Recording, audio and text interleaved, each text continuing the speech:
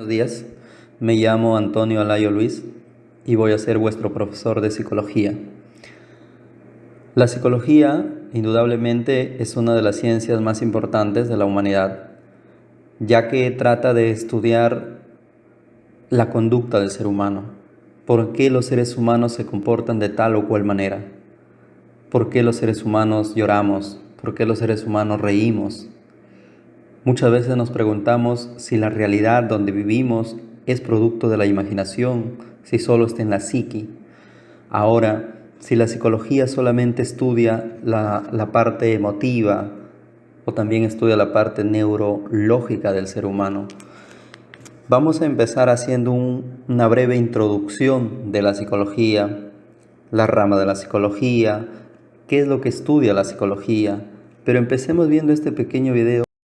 ¿Qué es la realidad? El hippie. ¿El universo visible? Supongo que esa respuesta valdría en la clase de física, pero esto es neurociencia. ¿Quién es capaz de darme una respuesta relacionada con el cerebro? La de la camiseta irónica. La realidad es exactamente lo que vemos y oímos, y no con lo que fantaseamos o soñamos o con lo que podríamos alucinar. Ah, alucinaciones. Esa respuesta la habría esperado del hippie. Sexo, drogas y rock and roll, ¿verdad? Bien, escuchen algo que seguro les va a alterar la conciencia. La realidad es producto de la imaginación. ¿Quién de ustedes no se ha despertado sin aliento por una pesadilla y se ha dicho, oh Dios, solo era un sueño? Eso es porque los impulsos neuroquímicos liberados cuando soñamos, fantaseamos o alucinamos son indistinguibles de los que se agolpan en nuestro cerebro cuando sí experimentamos dichos episodios. Luego, si cuanto percibimos es a menudo inexacto, ¿cómo sabemos lo que es real y lo que no? Esta semana quiero hablar sobre la normalidad. ¿Qué es normal? Si estamos tristes, ¿significa que estamos deprimidos? ¿O que tenemos un desequilibrio neuroquímico? La inmensa mayoría de los casos que hemos examinado son de pacientes cuyos cerebros son de todo menos normales. Y huelga decir que sufren. Pero, ¿todo eso es negativo? Para algunos, su estado neurológico podría protegerlos de certezas dolorosas que nadie querría plantearse. Otros adoptan un temperamento optimista que les ayuda a superar situaciones que al resto nos afectarían sobremanera. Y si tuviéramos que delimitar un punto de referencia, ¿no tendríamos que preguntarnos cómo responde a ciertos estímulos el cerebro de la denominada gente normal?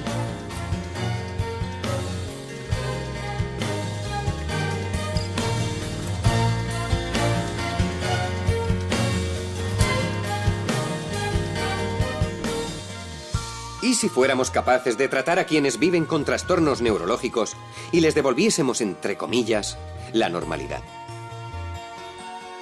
Sin duda los estaríamos ayudando. Pero en ocasiones, ¿no estaríamos despojándolos también de lo que los hace únicos? ¿No los privaríamos de una parte esencial de su propio ser?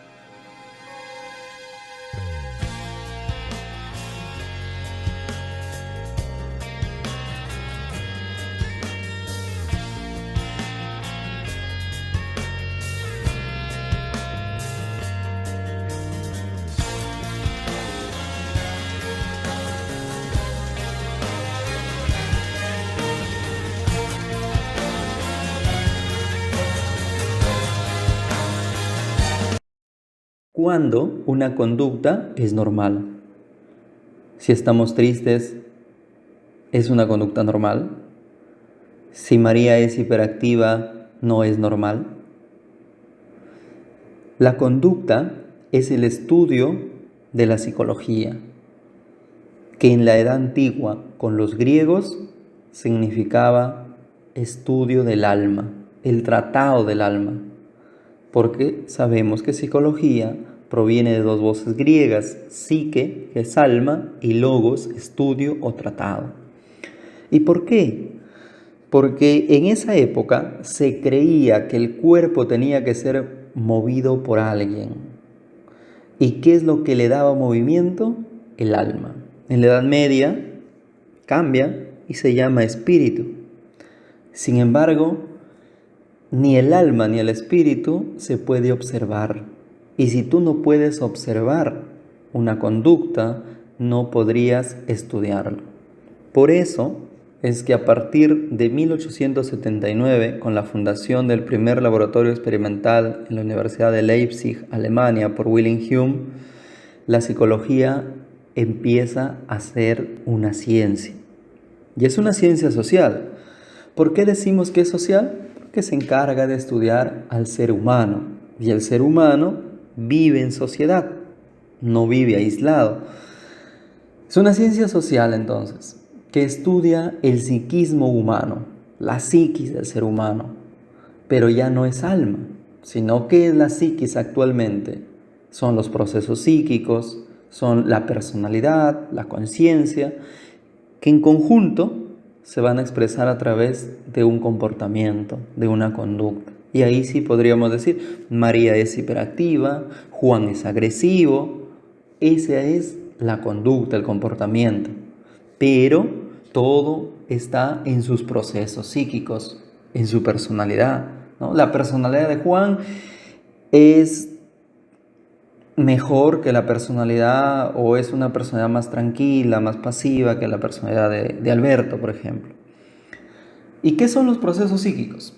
Los procesos psíquicos nos van a permitir pensar, los cognitivos, nos van a permitir sentir, los afectivos, y nos van a permitir actuar, los conativos volitivos. Los cognitivos son procesadores de información que nos permiten conocer la realidad interna y externa, ¿no? La realidad interna, si te conoces, y la realidad externa, lo que conocemos del mundo. Sin embargo, como veíamos, el término realidad puede ser un constructo de la imaginación. Ojo que la imaginación tiene que ver con la representación mental de un objeto. No vayas a pensar o a confundirlo con alucinación. No. Por ejemplo, en imaginación, te digo Machu Picchu y tú te haces una imagen mental de Machu Picchu. Esa es la imaginación, la representación mental de algo. Entonces, tal vez la realidad es la representación mental de cosas que se encuentran solamente en nuestra imaginación. Es el intelecto. Los procesos cognitivos es el intelecto. Los procesos afectivos son aquellos estados de afectación. Esos estados de afectación pueden ser agradables o desagradables. ¿Por qué alguien te cae mal? ¿Por qué alguien te cae bien? A veces conoces a alguien y desde el primer día te cae mal. Y no tienes explicación de por qué te cae mal. Si no lo has conocido anteriormente, tal vez tus procesos afectivos guardaron una imagen de una persona parecida a él que también te caía mal en el pasado, y por ende ahora esa persona te hace recordar esos estados desagradables. Por eso es que los procesos afectivos vienen a ser el temperamento de la persona. Y ojo, el temperamento es inmodificable. El temperamento no se puede modificar. Ya vamos a hablar de temperamento cuando hablemos de la personalidad. Y por último, los procesos conativos volitivos. Estos son aquellos que nos permiten hacer las cosas, nos impulsan a hacer algo. Y muchas veces forman o son el carácter de la persona. El carácter sí es modificable. Entonces tenemos los procesos cognitivos, que es el intelecto de la persona, que nos dice cómo piensa una persona. Los afectivos, que viene a ser el temperamento de la persona, nos dice lo que siente una persona.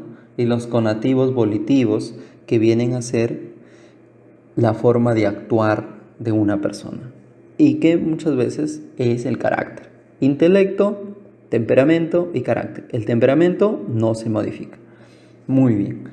También tenemos otra clase de procesos psíquicos, los básicos y los superiores. Los procesos psíquicos básicos son aquellos que compartimos con los animales y solo son 4. Está la memoria, la emoción, la sensación y la atención. Memoria, emoción, sensación y atención. Esos 4 procesos psíquicos los compartimos con los animales. ¿Cómo se llaman? Básicos. Y tenemos los procesos psíquicos superiores, que son todos los demás. Y esos solamente les pertenecen al ser humano, son exclusivos del ser humano. Y son todos los demás. La percepción, la memoria, el pensamiento, la imaginación, los sentimientos, la pasión, la motivación, la voluntad. Esos son los procesos psíquicos superiores. Muy bien. Eso es respecto a los procesos psíquicos. Estos procesos psíquicos deben estar unidos. Alguien debe darles unidad para que esa persona piense, sienta y actúe de la misma manera. Y eso le llamamos personalidad. La personalidad de alguien. Y le vamos a sumar la conciencia. Yo soy consciente de lo que pienso, soy consciente de lo que siento y soy consciente de lo que actúo. Y todo tiene una relación. Y de esa forma me comporto en la vida. De esa forma me comporto con las demás personas. La conducta del ser humano. Profe, ¿y qué pasa si una persona dice algo, pero se comporta de otra manera? Ya está habiendo un desorden de personalidad. Y vamos a ver qué rama de la psicología se encarga de estudiar esos trastornos de personalidad. Objetivos de la psicología: describir, explicar, predecir y controlar. Cuando hablamos de describir, deberíamos preguntarnos cómo es. Porque aquí lo que se busca es enumerar las características de un comportamiento, de un hecho psicológico. Por ejemplo, ¿cómo es Antonio? Antonio es agresivo, falta de respeto a sus compañeros, es violento, siempre levanta la voz, etc. Enumerar las características de un comportamiento. Luego viene explicar. Aquí lo que se busca es investigar las causas de ese comportamiento. Por eso debemos preguntarnos ¿por qué? ¿Por qué Antonio es agresivo? Por ejemplo, podríamos decir, la violencia en la televisión aumenta la agresividad en los niños. ¿Qué es lo que aumenta la agresividad en los niños? La violencia en la televisión. Estamos viendo la causa. Luego, predecir. Aquí deberíamos preguntarnos qué pasaría si, porque predecir es anticiparse a las consecuencias del hecho psicológico. Me anticipo. Un ejemplo, si ver películas de guerra aumenta la conducta agresiva de los niños, entonces podríamos predecir y esperar encontrar que observar a padres violentos, a padres agresivos, también aumenta la agresividad en los niños. La idea es, al observar un comportamiento, predecir otro comportamiento. Luego tenemos controlar. Controlar es dominar la situación, ir un poquito más allá de la predicción.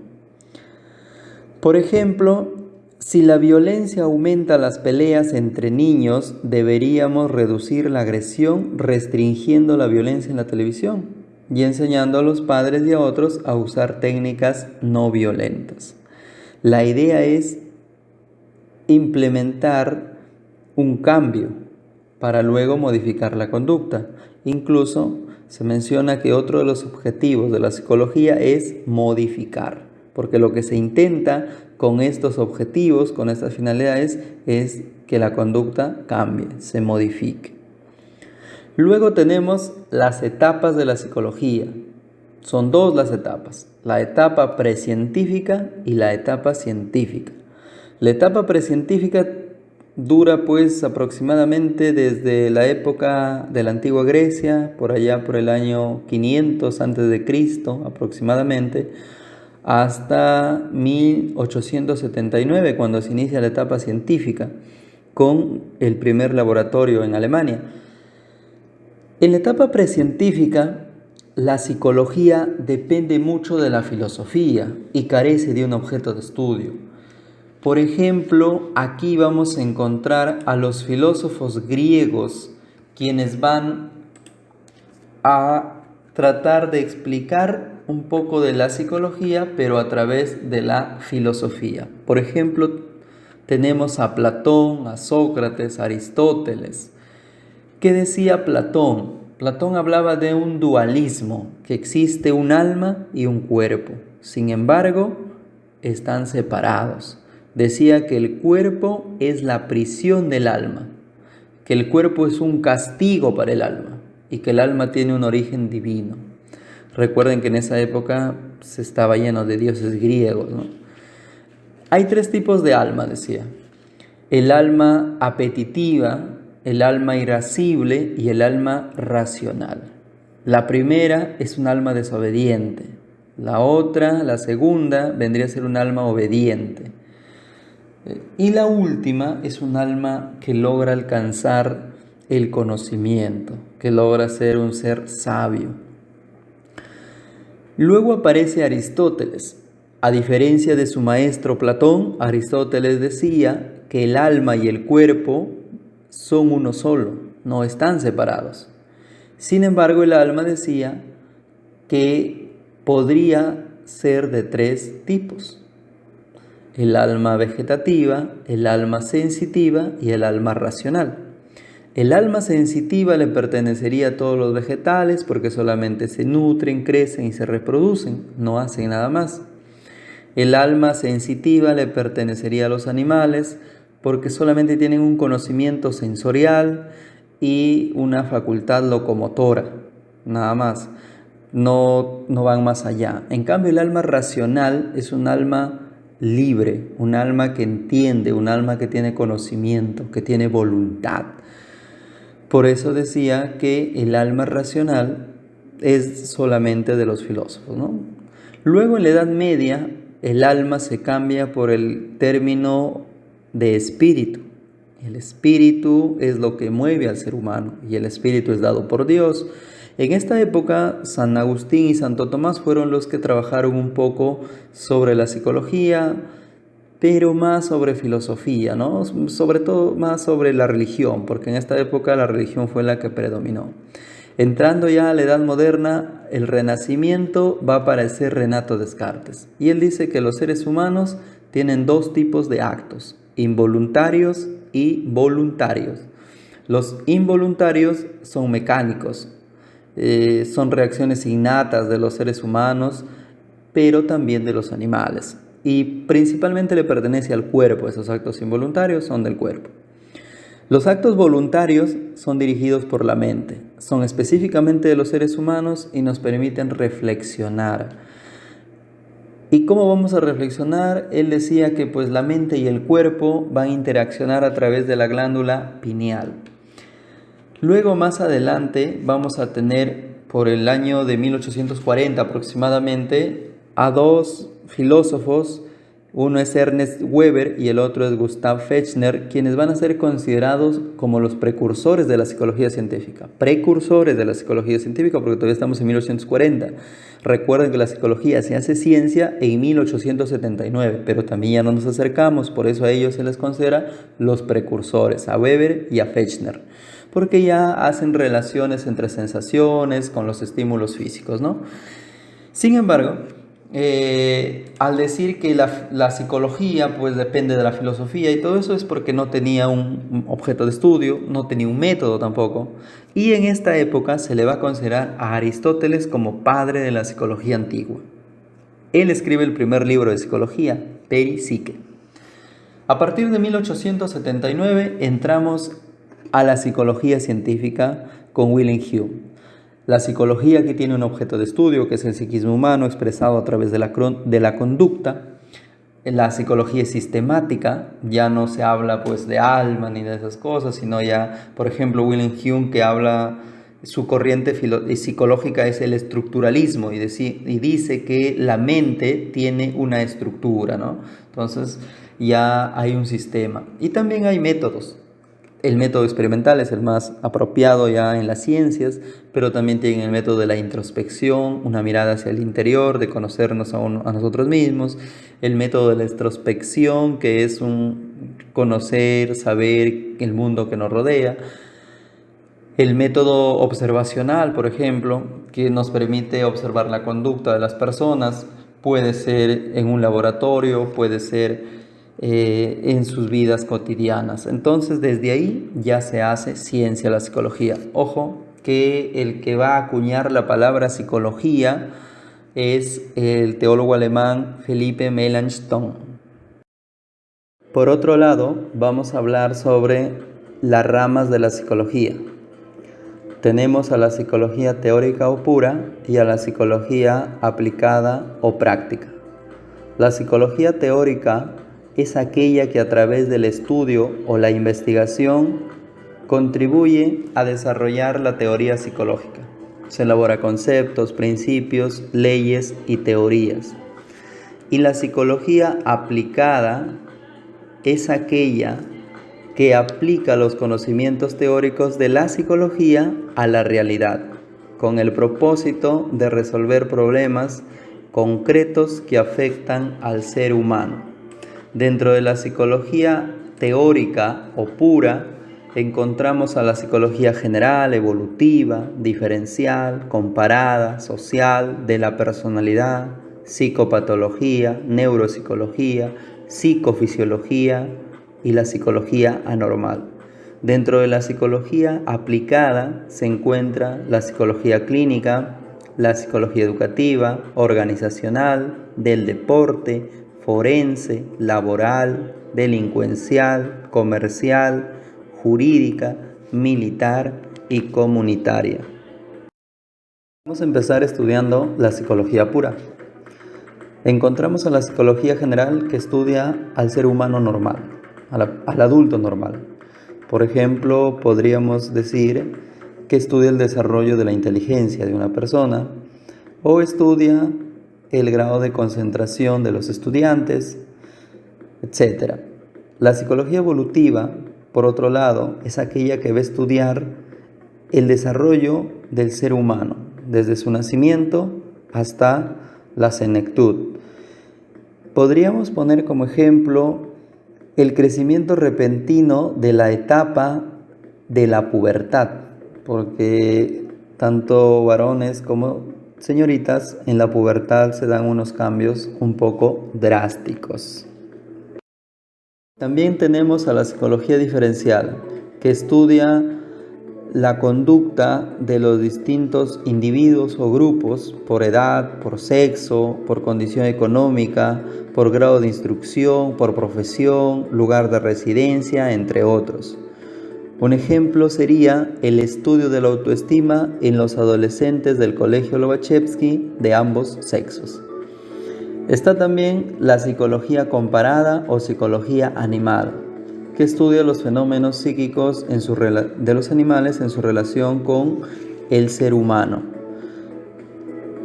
Un ejemplo sería si el mono más agresivo y fuerte casi siempre es el jefe de los monos, en nuestra ciudad el humano más agresivo será el líder. Psicología social es aquella que va a estudiar cómo la sociedad influye en el individuo y cómo el individuo influye en la sociedad, la cultura en la relación interpersonal. Aquí podríamos poner como ejemplo qué es lo que hace que dos individuos se rechacen. ¿Por qué hay personas que no ayudan a otros en los desastres? ¿Por qué en los partidos de fútbol generan violencia? Eso estudia la psicología social. La psicología de la personalidad se encarga de estudiar los rasgos diferenciales de los individuos. Por ejemplo, qué es lo que hace que una persona sea confiada y otra recelosa. La teoría de la personalidad principalmente fue trabajada por Sigmund Freud, que es uno de los fundadores del psicoanálisis, que más adelante vamos a trabajarlo con mayor detenimiento. Psicopatología estudia los trastornos de personalidad. Se encarga de identificar las causas y describir los síntomas. Puede responder a la pregunta: ¿cuál es la causa fóbica de un sujeto? ¿Cuál es la causa de que un sujeto sea un asesino en serie? La neuropsicología estudia la relación entre nuestros procesos mentales con el sistema nervioso. Así, esta investiga a través de diferentes métodos los efectos psicológicos de lesiones ocasionadas en la corteza cerebral, o también puede determinar si nuestro cerebro, si nuestro sistema nervioso contribuye al pensamiento, a la inteligencia. La fisiología estudia las múltiples relaciones entre los distintos sistemas biológicos, nervioso, endocrino, inmunológico, con la actividad psíquica. Por eso se dice que estudia la relación entre el cuerpo y la conducta. Un ejemplo sería: ¿el cerebro está realmente inactivo cuando una persona duerme? Esa es una pregunta que deberíamos respondernos. ¿El cerebro sigue funcionando o se queda inactivo? Por otro lado, tenemos a la psicología anormal, que estudia a los infranormales y a los supranormales. ¿Quiénes son los infranormales? Los que tienen un coeficiente intelectual por muy debajo de lo que sería su edad cronológica. Por ejemplo, hay personas que tienen 30 años de edad, sin embargo tienen una edad mental de 7 u 8 años. Ellos tienen pues lo que se llama la idiocia, idiota que le podríamos llamar, ¿no? Y los supranormales, que tienen un coeficiente intelectual arriba de 140 y se llaman genios. Ahora vamos a empezar con la psicología aplicada. Iniciaremos con la psicología clínica, que se encarga de la prevención, el diagnóstico y el tratamiento de los problemas emocionales y conductuales que fluctúan de leves a muy graves. Por lo general se usan los conocimientos teóricos de la psicología de la personalidad y de la psicopatología.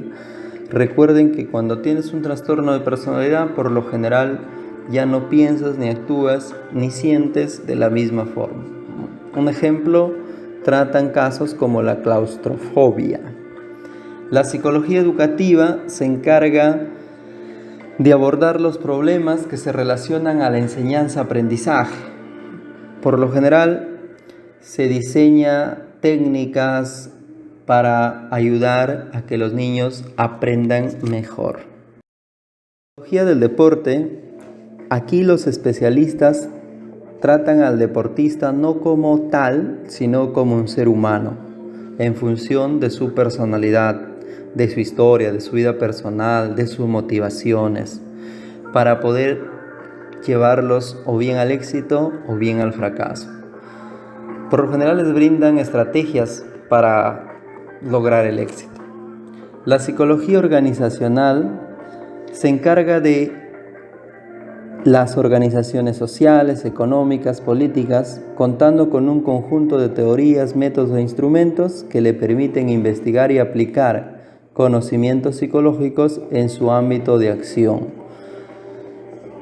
Por ejemplo, aplicar la psicología diferencial para mejorar el rendimiento del policía de tránsito. La psicología jurídica se encarga de las causas de los delitos en conjunto con los especialistas, como el juez, los abogados, los fiscales. Por otro lado, la psicología comunitaria organiza las poblaciones rurales en función de sus recursos para mejorar la calidad de vida. Por ejemplo, en un pueblo donde existe minerales, explotan la minería, pero lo organizan al pueblo para que esta minería no destruya el medio ambiente. La psicología forense se encarga de buscar evidencia psicológica en los delincuentes. En Estados Unidos hay un caso muy famoso, el caso Manson, que es un asesino serial que solo mataba mujeres. Y cuando se le hace la entrevista a este reo, dice que es por el tema de que su madre lo maltrataba y lo humillaba desde pequeño. Entonces, esa psicología, digamos que ahí también hubo un trastorno de personalidad, al final él termina asesinando a un grupo de mujeres. Y ahí la psicología forense busca esas evidencias psicológicas. Por otro lado, la psicología laboral se encarga de analizar y evaluar la conducta laboral, por ejemplo, el estrés laboral, el clima laboral, para que las personas tengan un óptimo desarrollo. Dentro de ello también podríamos mencionar a la psicología militar, que busca las aptitudes de los que quieren ser militares. Hay un examen psicotécnico que mide la parte cognitiva volitiva de aquellos que también quieren aspirar a un puesto militar. O la psicología comercial, que se encarga de ver la publicidad, sobre todo de los mercados. Hay unas pequeñas actividades que realizar: describir una película donde se observen casos que puedan ser abordados por alguna de las ramas de la psicología, o por varias ramas puede tener una película, ustedes busquen una por ahí. Y escribir un caso real, algo que te haya pasado en tu entorno familiar, donde se pueda aplicar una de las ramas de la psicología. Y luego resuelves la práctica que se te adjunta en el archivo. Eso sería todo. Muchas gracias.